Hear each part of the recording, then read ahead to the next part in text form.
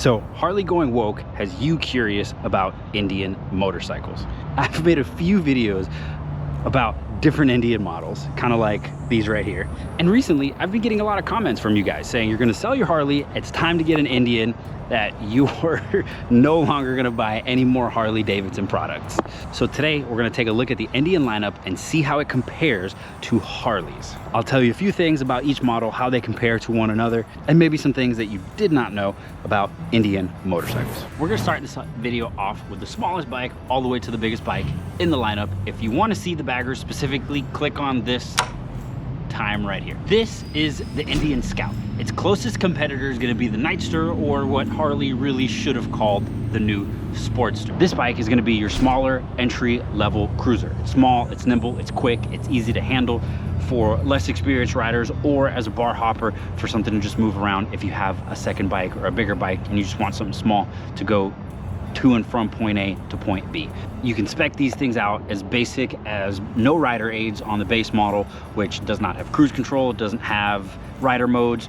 This is a limited, this has rider modes, has cruise control, and there's a limited plus tech, which has the full touchscreen display, GPS, nav, the whole shebang. So you can go from minimal, no options, to all the options that you could possibly want on this Scout. Obviously, prices vary depending on packages. With the Scout, you also get a bike that is customized towards whatever it is that you're looking for. This particular bike is the bobber, so it has short fenders in the back, short fenders in the front, short fender in the back, 2-inch lower, no screen. There is the Super Chief, which is this guy right here. There's the Sport Scout, and there is the 101 as well. All of them are spec'd differently. All of them have a little different ergos. Obviously, the Super has leather bags. The Sport is a little bit more sporty with the screen, and then 101 has the full shebang, kind of everything packaged out.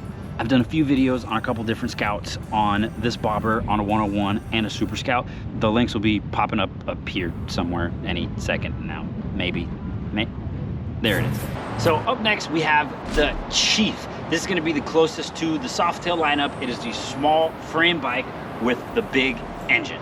Like I said, it has a smaller frame compared to the actual bigger baggers, so it's going to be small, nimble, light. It comes in different options, just like the Scout. It has a Super Chief, which has the taller screen, it has leather bags. There's this one, which is a Sport Chief. This is the Icon, which is the fancy shiny paint. Hopefully my editing could do it justice and you can actually see that. But there's also a bobber, which is the stripped down version. So there's a couple different options. You can keep it dressed down and have a small middleweight, not small, but have a decent middleweight cruiser that's a little bit lighter than a bagger, bigger than a Scout, so more stable for longer rides. Or you can dress it up and make it a small tourer.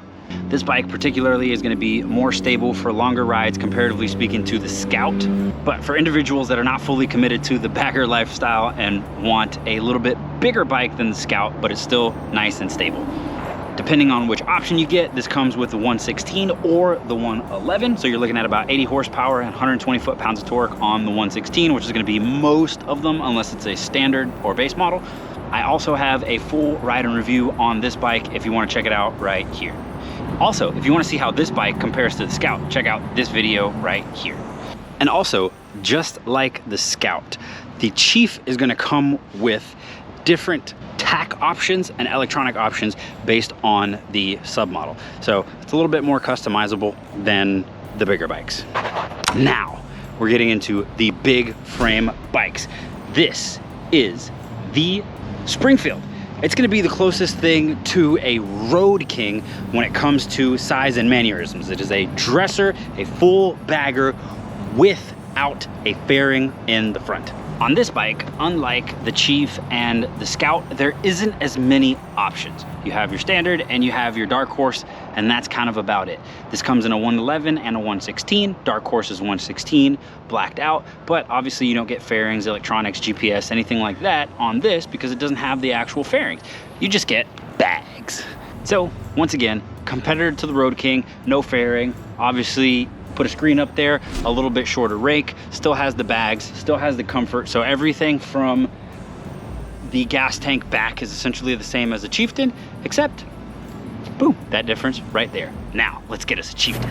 Now we have the Chieftain and Roadmaster, which would be the equivalent competitor to your Street Glide and Ultra Limited. Now, unlike the Street Glide and the Road Glide, which are identical motorcycles outside of the fairing, that is not the same thing when it comes to the Chieftain and the Challenger. They do have different engines, and I'll explain that when I talk about the Challenger. Currently, the Chieftain has the 116 Thunderstroke big twin, 80 horsepower, 120 foot-pounds of torque.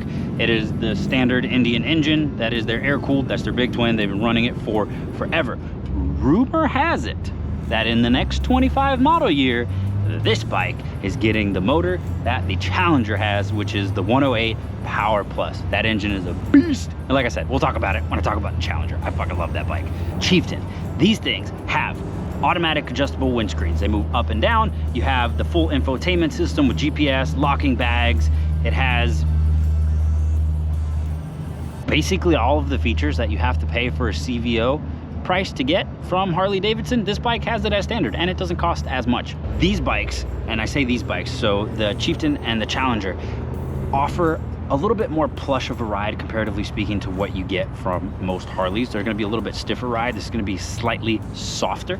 One finger steering, even at inputs. It's very easy. Take one finger, push it, the bike falls in. Same thing with this, same thing with the Roadmaster. The difference with this bike and the Roadmaster is going to be the tour pack. So obviously you have the bags right here. You're gonna have the extra tour pack. The Roadmaster is gonna have a lower fairing where you can put speaker boxes, extra storage. So really, you're gonna get lower fairings and a top box. Now for the big boys, the Indian Challenger and Pursuit. This particular bike is a Pursuit. Now, these bikes, just like the Chieftain and the Roadmaster, they are plush, smooth rides, but they come with a kick. These bikes ditched the traditional air-cooled big twin and went all the way to the modern era with a full-on liquid-cooled motor. It's a 108 cubic inch that they call the Power Plus. It's just a rumor, but rumor has it that for the 25 model year, they're upgrading this to a 112 from a 108. So I'm very curious to see how that does, because this bike is a beast. 120, 130 horsepower and almost 120, 130 foot-pounds of torque. It is ridiculous. This bike is fast. Check it out.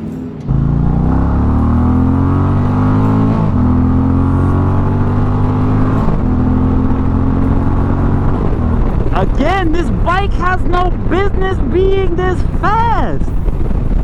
Wow. Listen, it's not the fastest thing in the road. It's not. I have faster bikes, but the fact that this bike is this size, this big, and it moves like that, what? Yeah, crazy. It revs to almost 9,000 RPM, 120 horsepower, 130 foot-pounds of torque. Like, this thing is ridiculous.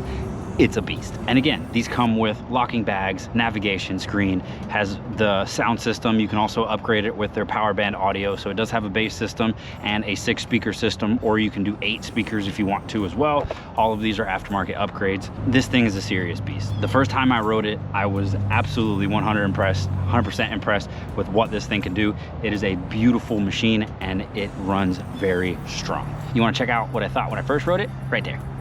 So for all you Harley fans that are, let's say, unsupportive of Harley's new beliefs, check out the Indian lineup. Indian dealers have free test rides pretty much everywhere. Whole Shot Power Sports is my local dealership. Shout out to them for letting me use these bikes, letting me record, get this content out for you guys. Big Dave is going to be the salesperson here. Here's his contact information if you guys want to reach out and talk to him directly about any of these bikes. If you have any questions, also, if you're local, just drive by. Literally, if you have your local Indian dealership, just go. They do test rides. Get your butt on one of these bikes. It costs you nothing but a great time. Seriously, go check them out. Thank you guys for watching. If you want to see a video about any of these motorcycles, I've made a special playlist just for the Indian stuff that I will put right here for all of you guys watching this video.